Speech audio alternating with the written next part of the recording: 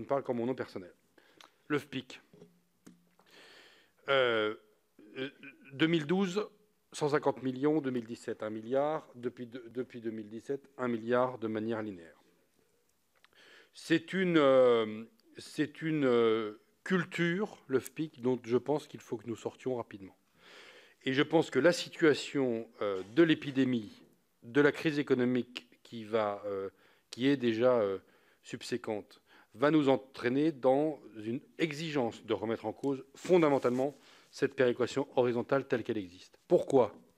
D'abord parce que les collectivités qui sont concernées qui vont être concernées en premier par la crise économique sont celles qui payent le FPIC. Et celles qui sont épargnées par la crise sanitaire et par la crise économique sont celles qui en bénéficient. Donc c'est une solidarité inversée.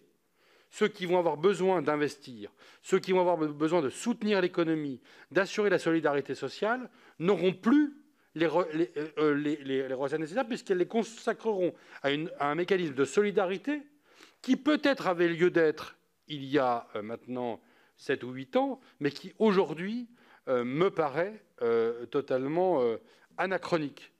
Et donc il faut qu'on sorte de cette logique-là, et Françoise Gatel a été éloquente en expliquant l'évolution de l'intercommunalité sur ces questions de FPIC-là. Aujourd'hui, vous avez des communes pauvres dans des intercos riches qui payent du FPIC. Donc, à partir du moment où la carte intercommunale est terminée, qu'elle est achevée, et que, quelque part, le renversement, pardon de le dire, d'une partie est de la France qui paye le FPIC parce qu'elle est productive, parce qu'elle est dynamique économiquement au profit de l'arc atlantique, qui l'est moins, eu égard aux ratios qui sont pris économiquement, pour calculer le FPIC.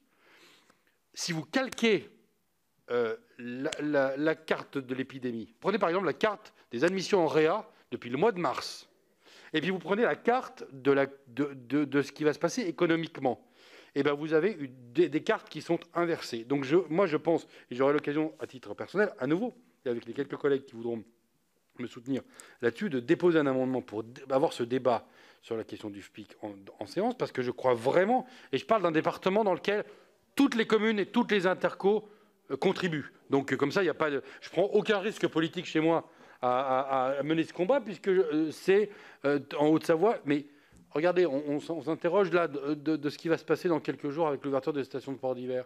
Quel va être l'impact sur les collectivités ? Vous allez, l'année prochaine, en 2021, demander à des collectivités qui vont, pour certaines, comme ça a été évoqué, ont des services publics en régie, etc. De toute façon, même si une grande partie de leurs ressources sont garanties, et en leur nom merci, mais vont devoir quand même faire face à des difficultés de plein d'autres manières. Et donc, moi, je pense qu'il y a une urgence sur ce milliard de redistribution à vraiment s'interroger sur sa pérennité.